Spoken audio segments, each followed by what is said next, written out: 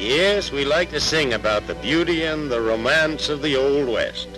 But there's a West you might not know about, just coming out in dude season.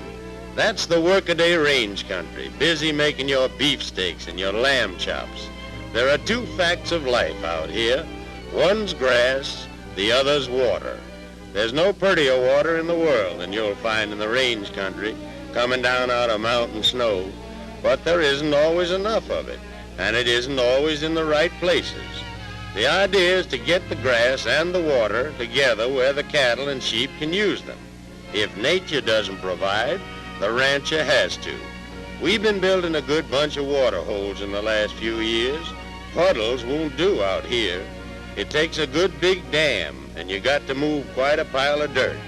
It's so costly, a lot of us couldn't hardly do it until the government range program gave us a lift.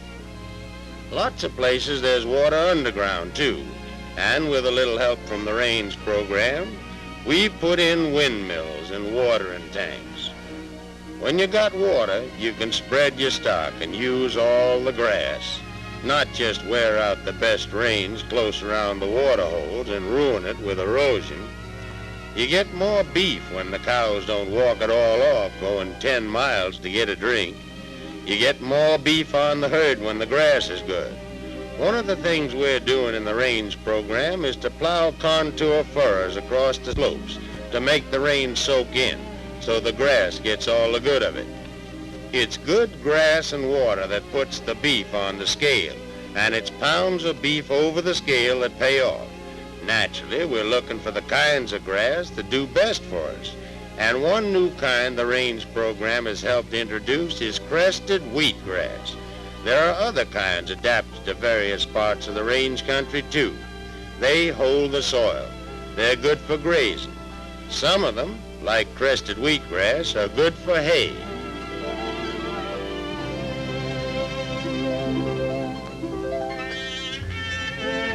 I don't suppose Hollywood ever showed you a cowhand putting up hay, but we do it. We've even got it mechanized. Maybe the song says the skies are not cloudy all day, but the range country does get some mighty rough weather. And if you want a good calf crop and the beef poundage coming off the ranch every season, you don't just let the cows rustle through the winter. No, you feed them. Every stack of hay on the place is just like another insurance policy.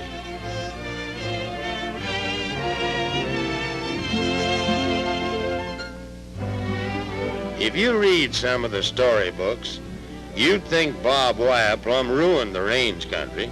Fact of the matter is, a good part of our job is keeping fences up in shape.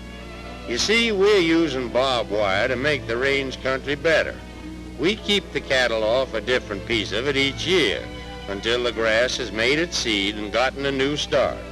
Deferred grazing, we call it in the range program. Along with proper stocking, it's putting new life into a lot of ranges. Good grass and water mean more lambs and wool, too. Sheep herding on the range is a hard, lonely life, living in a wagon all season, keeping the flock moving along to grass and water, bringing them up to the shearing floor with thick fleeces to help keep the world warm. That's all part of the year's work in the range country, though, and our folks know their jobs. They're working harder now because so many things from the range country help win the war. Wool and mutton, beef and leather. We have to work harder. We're losing some of our hands, too, along with the rest of the country. You don't make a top cowhand in a month. No, nor in a year either. You sure hate to see one leaving. There's John stands in timber now. A little old for the warpath, maybe, but he's come down off the reservation to make a roundup hand.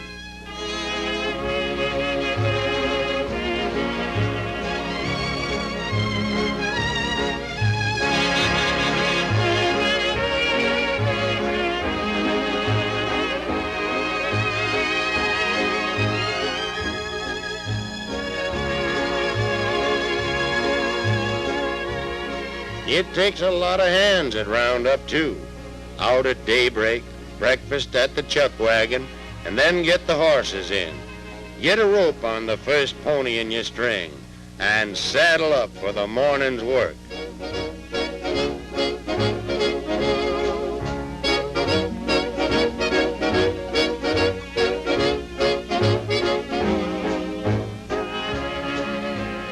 Man's got to be able to take it all day, but he'll wear out a couple of horses. Oh, he must have heard me.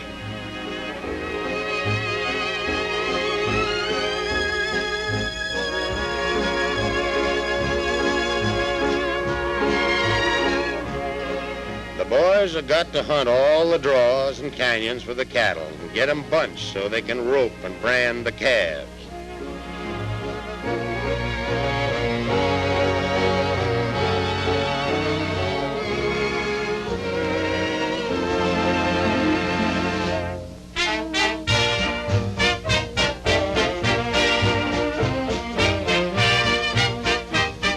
Up he's down.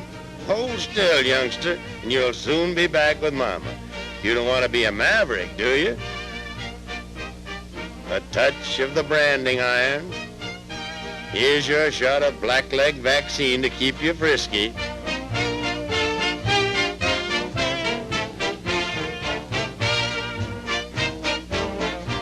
And off you go.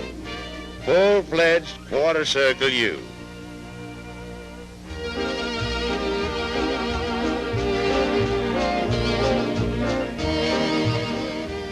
Yes, sir.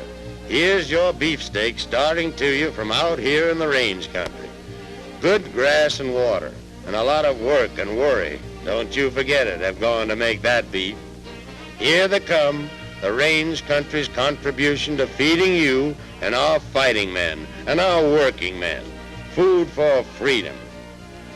Good, lean grass beef, not fattened and finished yet into prime, but good stuff. The Army buys a lot of it just this way. The Middle West takes a lot of cattle to finish with corn and alfalfa in the feedlots. And then you've got as good beef as there is in the world, part of the meat supply that makes America strong. I'll tell you one thing. Our boys out here on the range that raise the cattle, and the fellas that feed them, too. We aren't much used to Hitler's kind of talk. We don't aim to get used to it either. We've been brought up to believe one man's as good as another, and Americans just as good as they come. Anyone that says different had better be ready to back his play. We're backing off.